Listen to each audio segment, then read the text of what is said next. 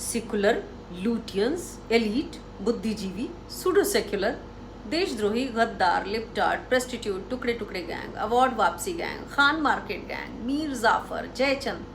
कहीं आप भी तो रोजमर्रा की बातचीत में इन शब्दों का इस्तेमाल नहीं कर रहे? ये सब तब कहा जाता है जब व्हाट्सएप पर धुआंधार आधे सच आधे झूठ मैसेजेस का पूरा सच कोई बताने की कोशिश करता है। ये पढ़कर पहले तो भौंचक के ही रह जाते थे। शायद एक मॉरल फेयर भी था कि हो सकता है कि कुछ गलत ही कह दिया होगा जो संस्कृति और परंपरा से अलग रहा होगा। फिर देखने में आया कि देश के बड़े ही प्रबुद्ध और सम्मानित चुनिंदा लेखकों, कलाकारों और फिल्मकारों को भी ऐसे ही विशेषण दिए जाने लगे। और इसी वजह से पढ़े लिखे लोगों के अंदर शायद संभावित अपमान का एक डर सा बैठ गया। और इधर विपक्षी पार्टियों के सवाल उठाने पर उन्हें भी गद्दार, मीर जाफर और जयचंद जैसे शब्दों से नवाजा जाने लगा। तो इन्हीं दिनों मैंने दोबारा रुख किया फैक्ट्स को उनके सोर्स से पढ़ने की तरफ। साथ में मेन स्ट्रीम मीडिया देखना बंद किया और तथ्यों के साथ इंफॉर्मेशन देने वाले यूट्यूब चैनल्स पर ध्यान लगाया। तब लगा कि जिनके पास संस्कृति का ज्ञान नहीं होता वे सच जानने की जहमत ही नहीं उठाते और प्रोपेगेंडा को ही सच मान लेते हैं। इसमें उम्र की क्या बात कहें, मैच्योर्ड इंसान भी बड़ी आसानी से शिकार हुए हैं और व्हाट्सएप के फोरम का सबसे ज़्यादा मिसयूज पूरे देश का फ्लेवर बिगाड़ने में हुआ है। अब मेरे 2 ऑब्जेक्शंस हैं और 2 ही अनुरोध भी।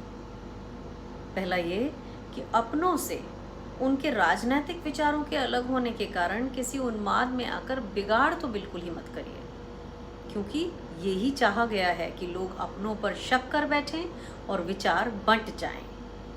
इसका केवल राजनीतिक फायदा है, हमारा तो व्यक्तिगत नुकसान ही है। दूसरा ये कि अपने ही देश के नागरिकों को देशद्रोही, गद्दार, सेकुलर जैसे असंवैधानिक शब्दों से मत बुलाइए। कोई नहीं है वैसा। पहले तो इसी तरह से आपके काल्पनिक दुश्मन बनाए गए हैं जिससे आप तलवार भंजाने लगें और उनके निहित राजनीतिक स्वार्थ पूरे हो जाएं। अगर आप पहले ऐसा कर चुके हैं तो अभी उतनी देर नहीं हुई है। अपने दिलो दिमाग को ऐसी बांटने वाली साजिश से बचा लीजिए, देश अपने आप बच जाएगा। और आखिरी बात, देश में एक सत्ता पक्ष और एक विपक्ष रहता ही आया है।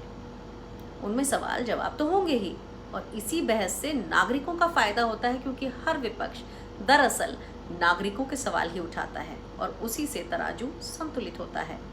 विपक्ष का भी मजबूत होना एक अच्छे लोकतंत्र की निशानी है। तो ध्यान रखिए कि सवाल सिर्फ सवाल होते हैं, देशद्रोही या गद्दारी नहीं। सवालों से डरने वालों को सही मानेंगे क्या? जरा सोचिए, फिर सोचिए।